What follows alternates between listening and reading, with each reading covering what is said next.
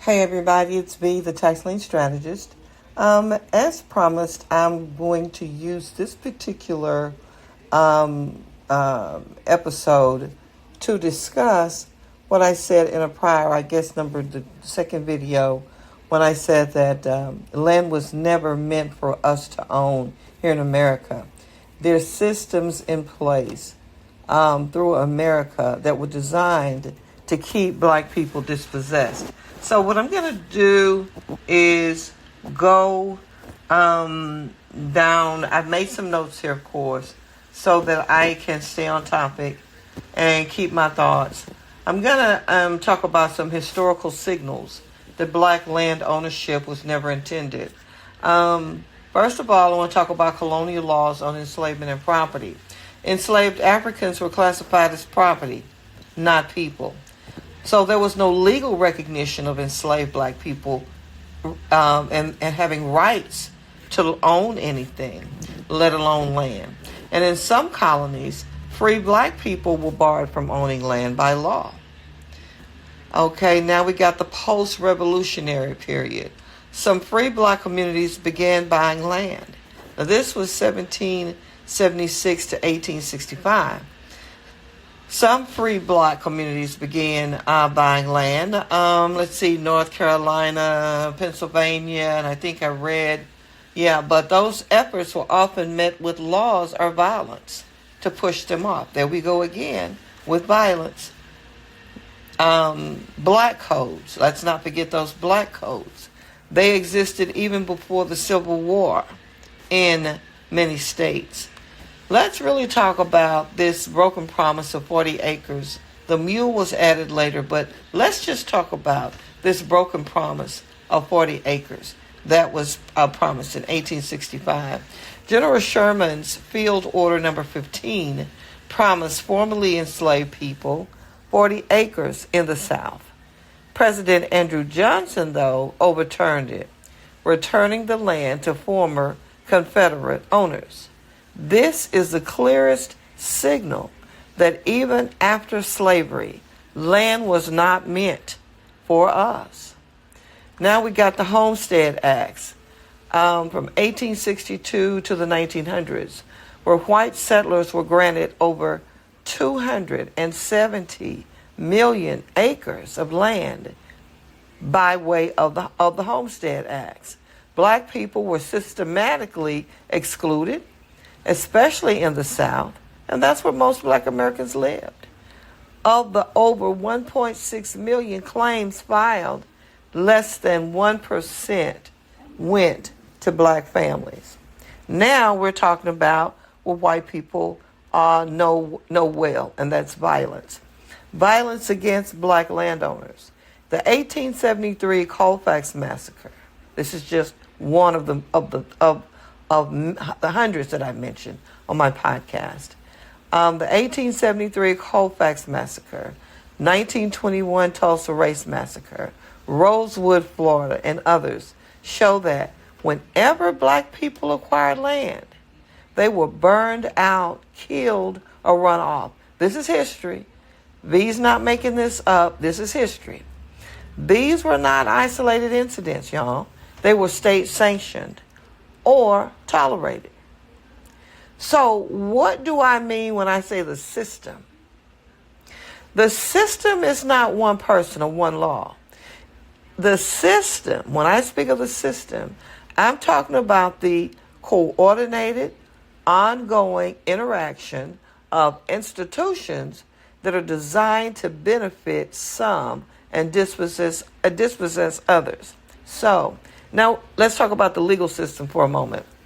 Probate and inheritance laws target families without wills or deeds, often black families. Quiet title suits, tax foreclosure loopholes, and heirs property laws, they're legal tools that strip land from black families.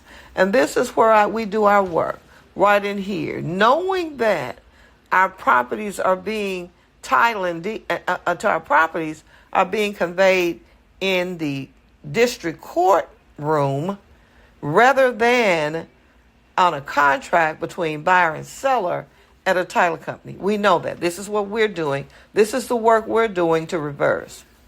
Okay? These things are legal tools that strip land from black families. Economic system, redlining, and lack of access to credit prevented black land acquisition or home ownership. Land valuation and tax assessments overburdened black landowners, causing them to lose property for tax debts. Today, gentrification is a modern tool of land theft. Again, gentrification is a modern tool of land theft. The political system, local, state, and federal governments have historically refused to protect black landowners. Eminent domain and urban renewal policies targeted black neighborhoods under the banner of progress, and that's in quotes. Real estate and the banking industry. Appraisers devalue black-owned land or homes in black neighborhoods.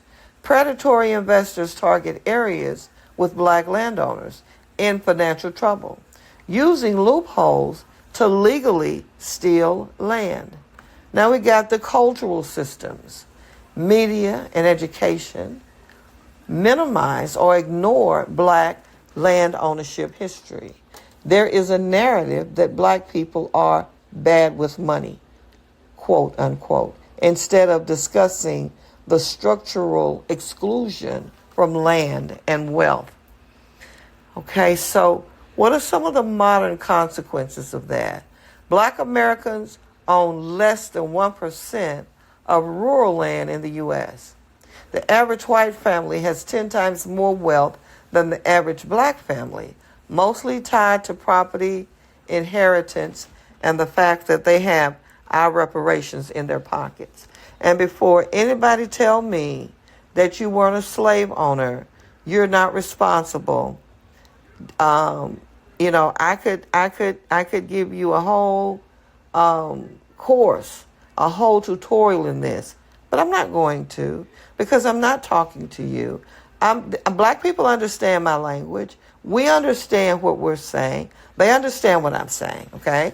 When I say our reparations in their pockets, they understand that money trickles down, wealth trickles down, and grandparents leave money and property to their children, and they in turn leave money and property to their children, and they still have it because black people were never made whole, were never paid reparations that's due, although white slave owners were paid reparations for losing their property, which are black people. So if you don't know how to argue with somebody like me, don't try it, because you're probably going to get your feelings hurt. Okay? Now, another modern consequence is the property loss that we suffer through tax sales, title issues, and of course gentrification. It continues daily. Okay? So the call to action goes into our private group. We don't show how we go about with specifics about how we go about restoring title back to people who they were stolen from on this, but we don't discuss that part. We discuss the issues, the law, and the fact that these things can be remedied and how they can be remedied. But I did say that black people, I could prove that black people, when it was never intended for us to own land, and I just did. I could go further and further with this, more detail, but I broke this down in paragraphs to just kind of not make this video so long. But this is what I want people to understand, and this is what we do, why we do it, and we'll talk to some of you in a private group and tell you what we're doing to fix and the solutions that we come up with in terms of getting some of these properties restored. I'll talk to you all on the next one.